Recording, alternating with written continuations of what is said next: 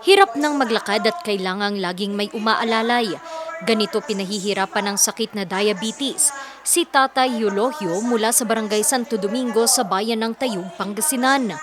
Ito po ma'am, na-fracture. Fracture po ito ma'am, hindi ako makatayo. Kung walang mag-aalalay po, hindi ako makatayo. Nahirapan po ako ma'am, kung minsan naka-wheelchair ako. Gustuhin man niyang palaging makapagpa-check up at makainom ng gamot, kalaban daw nila ang butas na bulsa dahil hindi na makapagtrabaho dahil na rin sa sakit na iniinda.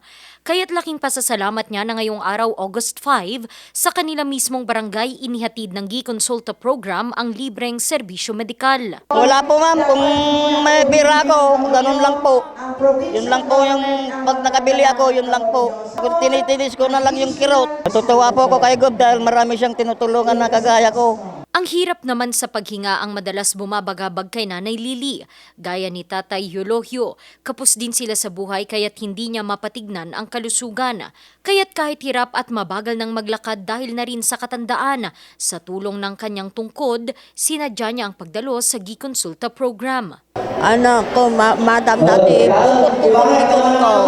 Nagukot sa kauyok. Hindi ako makatutulog, madam.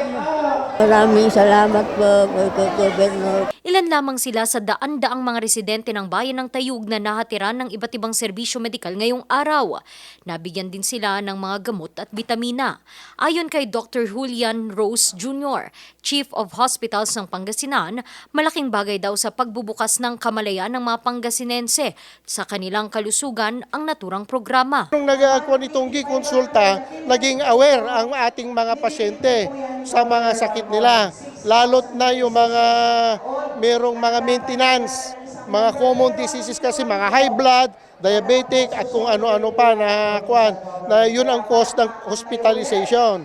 Dagdag niya sa patuloy na pagpapaunlad sa sektor ng kalusugan sa pamamagitan ng pagpapaganda ng mga pasilidad sa mga ospital at pagdagdag ng mga modernong kagamitan, malaking tulong na nairirehistro na rin ang mga residente sa konsulta at yakap ng PhilHealth. Noon, wala pang ganito, takot yung mga pasyente na pumunta sa hospital kasi nga ang iniisip nila merong yung babayaran at saka sa hirap ng buhay, yon. Kaya ang ginawa ng ating mahal na gobernador, inilapit na po niya itong mga konsulta na ito para at least matulungan natin ang ating mga kababayan na mahihirap. Lalong-lalo na yung pinakamahirap na kababayan natin. Nagpapasalamat naman si Board Member Noel Binse kay Governor Ramon Monmon V. Gico III sa paglulunsad niya ng Gikonsulta.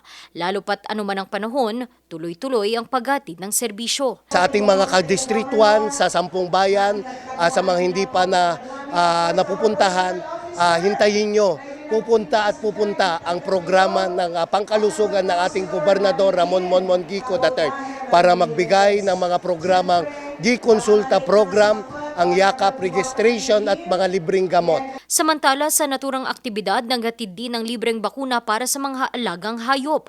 Nakapag-uwi rin ang mga residente ng mga punla at asin. Randy Guzman, RNG News.